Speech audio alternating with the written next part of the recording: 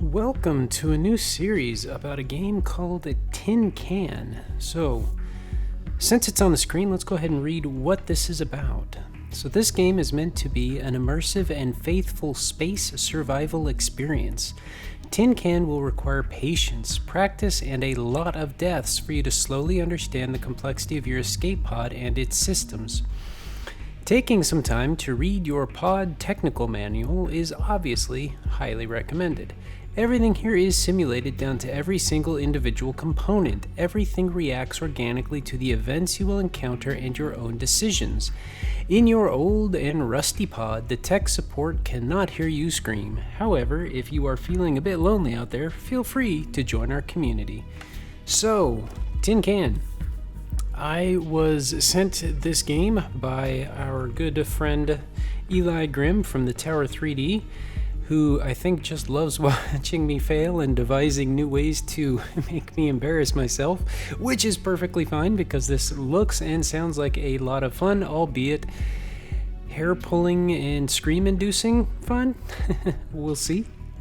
I really have avoided a lot of media since he sent me the information to get the game, simply because I really wanted to jump into this blind and kind of experience all of this through the channel and show kind of what it's about. So I really don't know much more than this description, the first paragraph of the description on Steam, and what he sent me in the direct message. So really, I don't know much about the game. I like how moving the mouse around is kind of open on the front of my already exploded pod, so that really sets us up for a great way of how it's going to go for me, I'm sure. Again, this is my very first time loading the game, so I'm noticing on the left that it is not super widescreen friendly, I don't think, so I am going to make my modifications in here, and then we'll come back and discuss kind of what the settings are, since I need to be able to see everything in order to play properly. So we'll be back. So as stated a moment ago, I've only read a few short snippets of all this game in the menu. And of course somebody's streaming, let me get off of that. So this is essentially all I've really read here. You've barely managed to escape your exploding spaceship. Now, in an old escape pod, you hurl through space at the mercy of the cosmos. With no knowledge of the pod's complex systems, your life depends on a technical manual and your own wits. How long can you survive? It's got very positive reviews. It sounds like fun. I only saw some of that video there. That's about where I stopped, as I didn't take too long to read that. So that's really all I read, and that's really all I've seen. Outside of the previews there, I haven't looked at anything. I've read nothing. So I've modified the settings. Let's take a look at the menus before we proceed. All right, so I am back in. Now, a couple of things real quick. I only looked at a couple of the settings. They looked a bit more in depth when they were stretched across all my screens, so not a lot here, which is good, I think. Keep it simple. I've dropped down from a native resolution to just a single monitor and in windowed so that it makes it easier to record and deal with everything. I did turn VSync off, which jumped me from a nice 60 FPS to almost 500 plus.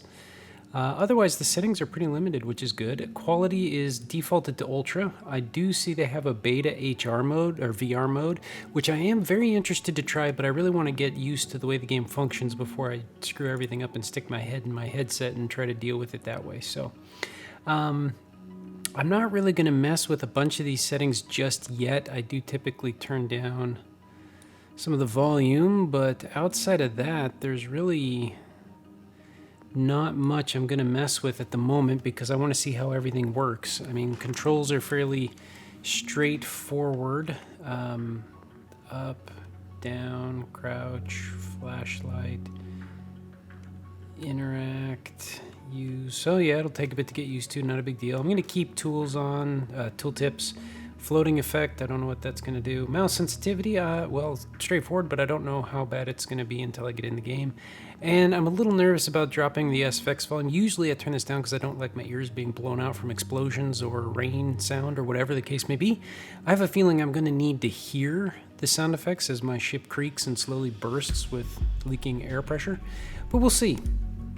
Now, they've got a rescue mode, which again states maintain your beacon online for rescuers to find you and unlock new components, so that's pretty basic. You just try to keep them able to find you for as long as it takes. Then you have some challenges. some ranking. I don't know if I'll go into that because, well, yeah.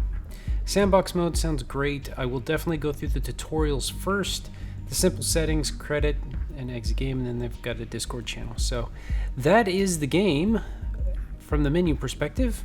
Let's jump in on the tutorials and see what we get.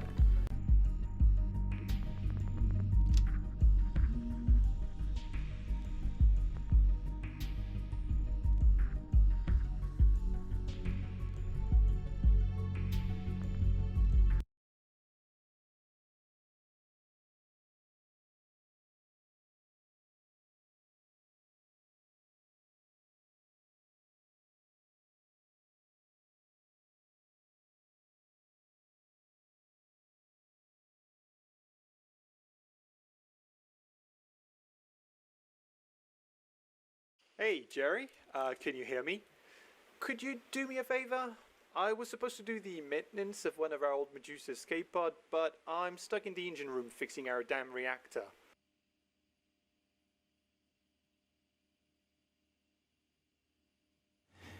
Okay, I am moving about a centimeter for full pan. Mouse sensitivity go way down. That's a little better. Field of view sucks. Let's see. Yeah.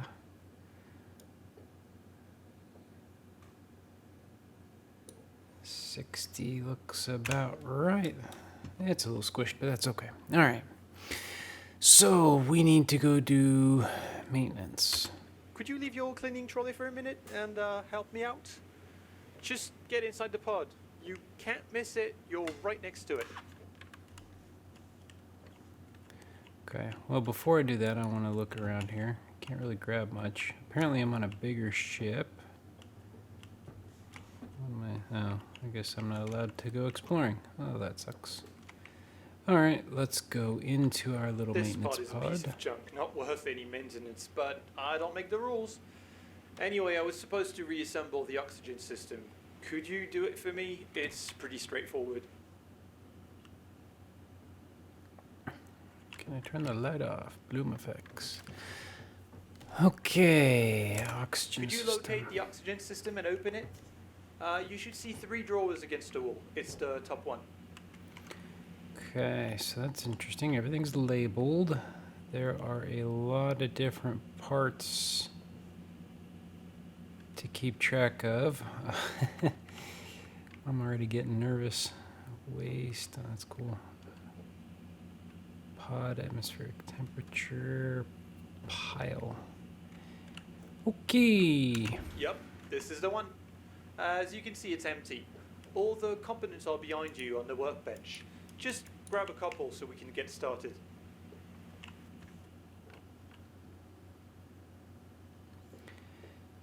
Okay. iCAD battery. Okay. Right click to stick in. Maybe I just didn't click it in right. Yes. So I'm assuming that when we get in on this, it's not going to be this guided.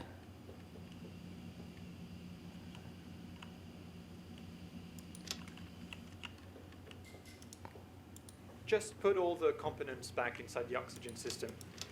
You can't get it wrong. They all only fit in their respective spots. I'll be right back.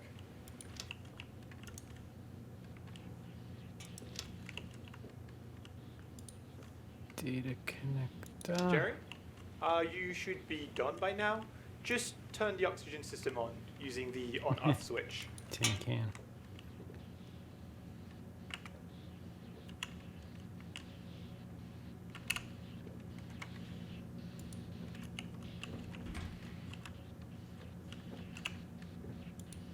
Well done. Now we just need to check if everything is working properly. Could you look at the monitor and switch to the error codes channel?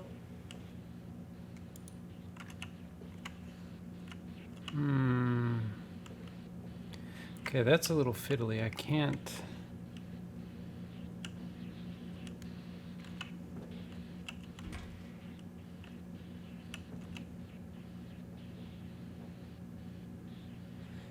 Yeah.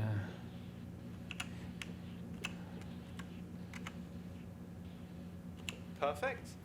Now, as you can see, the oxygen bottle inside the system is empty. Could you swap it with the oxygen bottle located in the recycling station?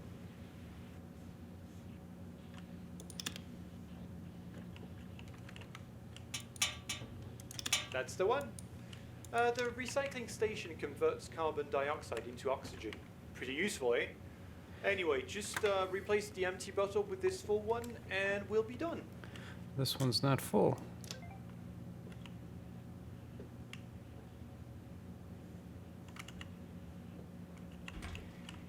Alright, we're done. Thank you, Jerry. You can go back to your cleaning trolley. Wait, damn it, are you still there? I'm detecting a leak in the pod. Could you get the leak feeler? You might have to climb a bit. You can grab the handle with your free hand to get closer to the leak. Once you get closer to the leak, just aim at it and use the leak feeler to close it. Okay, that's not helpful. Controls are a little fiddly here. Ah! Keep feeling like this is an FPS game or something. Let's switch hands with this thing. Let's grab you. Well done. I'm not detecting any leak anymore. We're all good. Thanks for your help. Anyway, I gotta go. This damn reactor is driving me crazy.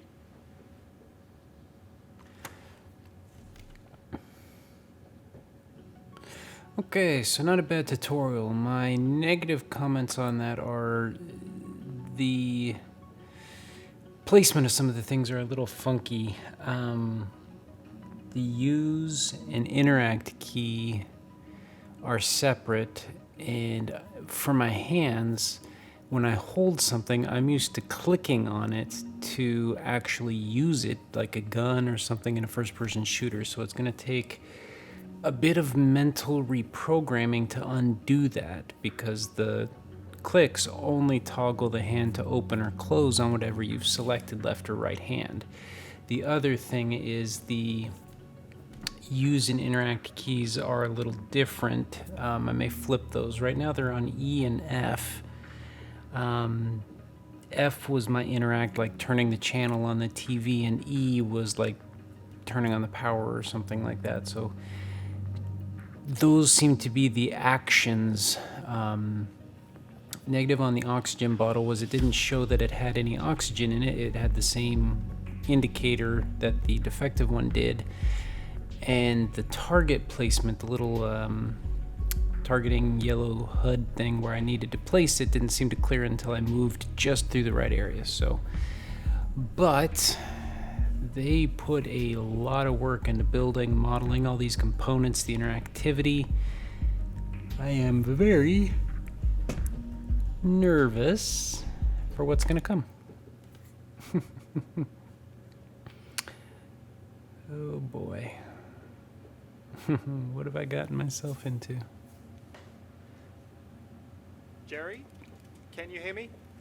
Sorry to bother you again, but I'm stuck in the ship's engine room, and I still don't have time to take care of that damn Medusa escape pod. You're gonna have to get inside the pod again. Can I put the door on? We're going to check to see if the life support systems of the pod are working properly. I'm gonna need you to turn them on one by one so we can check their values on their monitor.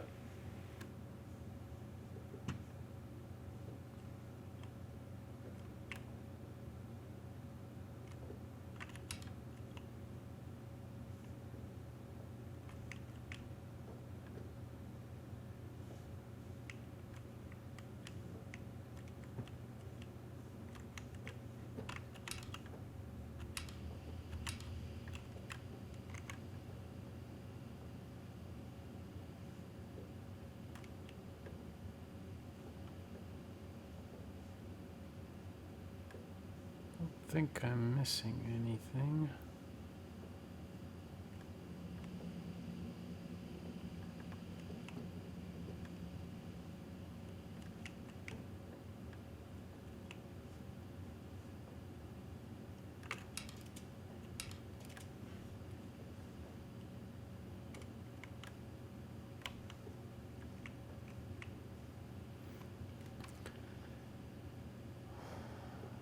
Turn them on one by one so that we can check their values on the main screen.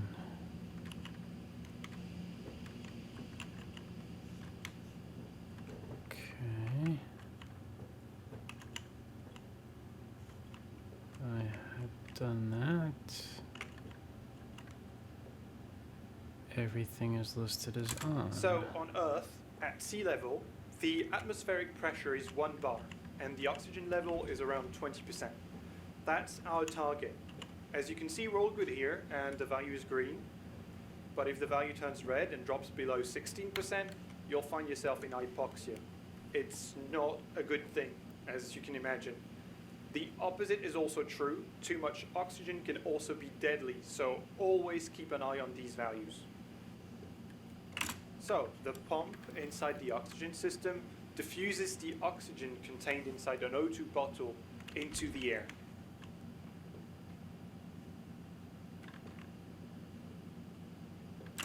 Good. You have to be aware that too much CO2 in the air is just as deadly as not having enough oxygen. Your body breathes O2 in and exhales CO2. The value should never rise above 6% at 1 bar.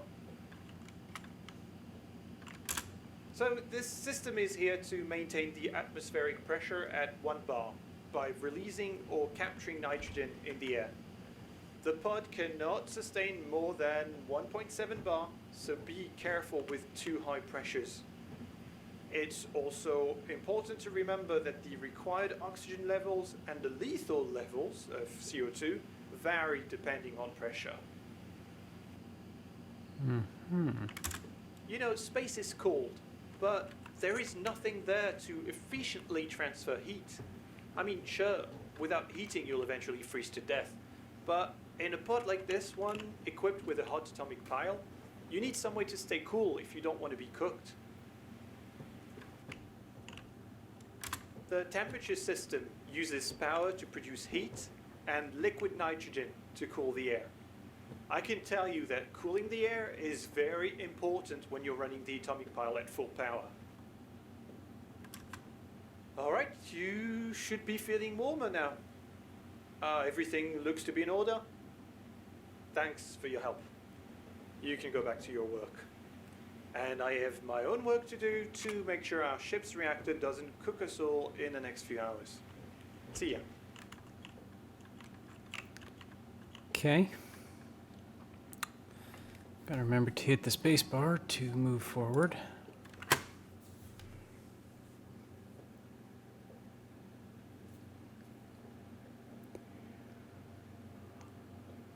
This could be a game of die, Hey, rinse, Jerry. repeat, It's me Groundhog again. Day. I need your help with the pod. So I was installing a new atomic pile inside the pod, and guess what? I had to go back to the engine room. So I'm going to cut the external power connection so we can test the new atomic pile. It's going to get dark in here, but don't worry, we'll bring life back to that old tin can, alright? Alright, I need you to find the main reactor. It's located on the ceiling above the gravity generator. Yep, you got it. Now just turn it on, alright?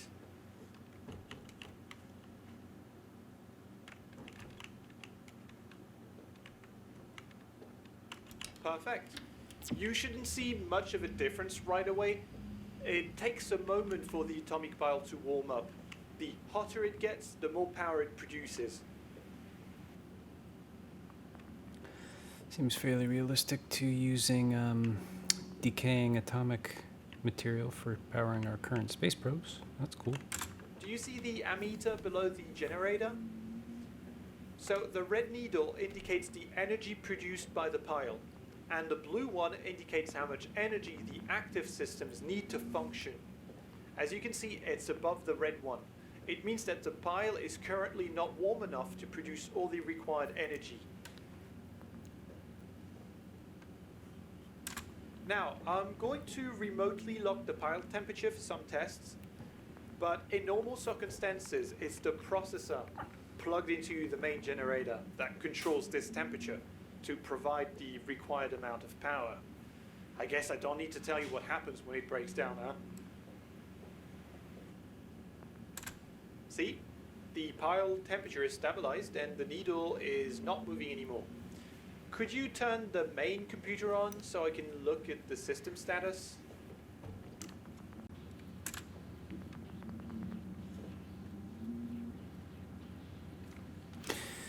Can I look at the system status? Could you turn the main computer on? Yep. Damn it, I've locked the temperature too soon. And there isn't enough power. Could you turn other systems off so we can save enough power to turn the main computer back on? Just keep an eye on the needles. You need to align them. Ah, this is the system. Perfect. I'm getting the data. Thank you. Oh. If you ever have to operate an atomic pile, keep in mind that it's slow, capricious, and that it can get very, very hot. So always make sure to protect your systems with a fuse and a transformer in case of overload. Where's the fuse? Transformer. There's the fuse. Gotcha. Okay. Anyway, it seems the new atomic pile is working fine. So that's it for me, and you can get back to your cleaning. Oh, nuts. Finally find the manual, and it's time to finish that one. Alright, failures and diagnostics. This is where the manual's going to come in, I have a feeling. RTFM.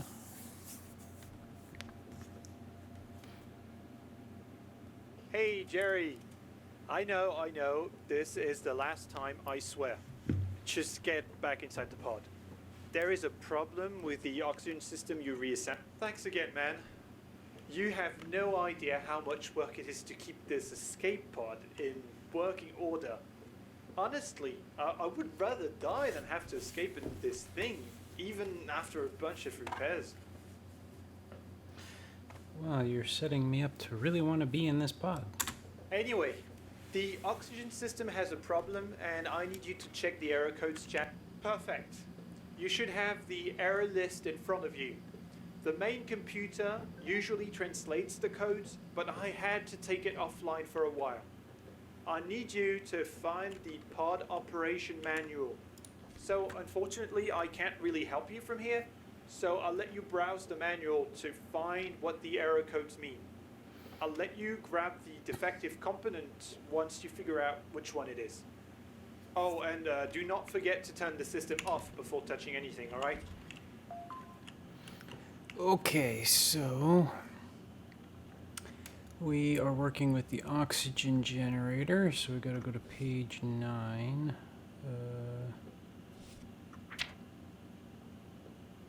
I don't remember what the error was. To Noah.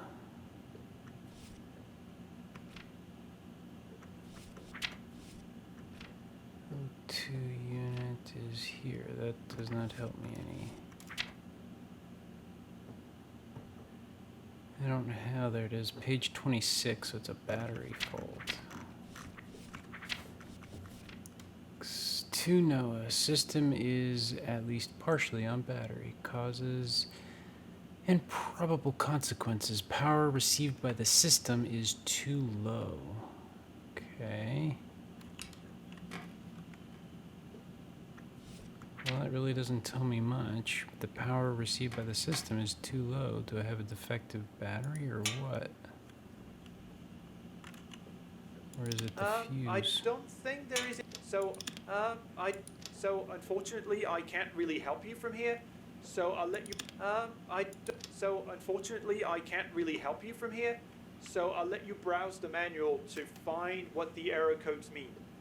I'll let you grab the defective component once you figure out which one it is.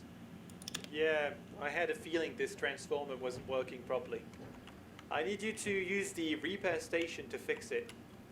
Do you see the numbers on the repair station? So the top screen indicates how many spare parts are required to fix the components, and the bottom one how many you currently have. So we don't have enough. We need to dismantle something else to get more spare parts. Just take the transformer out of the repair station. Alright, so let's dismantle a component we don't need. I think I left a monitor on the workbench. Put it inside the well done. You now have enough spare parts to fix the transformer. You can throw the monitor away, it's dead now anyway. Just put the transformer inside the repair station and press repair.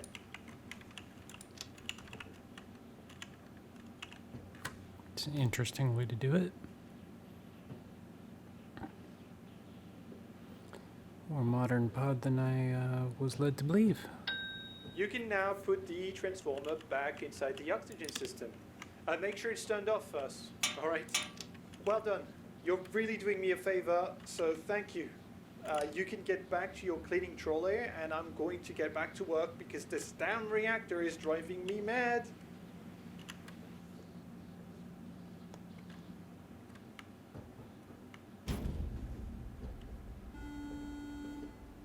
Jerry, the ship's cooling system just failed. Warning. The reactor is going to blow.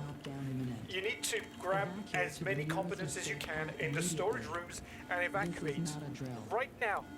No matter what you do, do not leave aboard that damn... Evacuate to the nearest escape pod immediately. Well, how many components can I get? I go everything immediately started on fire. Alright, so that's the tutorial. Not bad. It sets you up okay. Gotta really remember the list of components because I really forgot about the power transformer because I was looking towards the battery. But we're not really running on battery power, we're running on the generator power within the unit, which makes me a little curious why there's a battery in it. But I guess if you shut the generator down temporarily to perform repairs, you would need a battery to sustain the functionality of the system while you perform said repairs. So there's a lot of intricacy involved in here. Those three main components there all look essentially the same with some simple color coding to them, but I am curious because I didn't see any spare nitrogen, so the pressure in the pod might be an interesting thing that we have to deal with as we head into the situation. So the first one I think is going to be rescue. Yeah, so pretty much rescue and then challenges. We'll go from there. So let's take a look at rescue in the next video. I look forward to where this goes. So far the setup's pretty nice and easy. The controls are very basic, which is good. It just takes a little bit of mind reworking. Manual, gonna take a lot of reading, RTFM, but so far so good. So let's see where the series takes us and how many times I kill myself. Thank you for watching. We'll see you in the next one.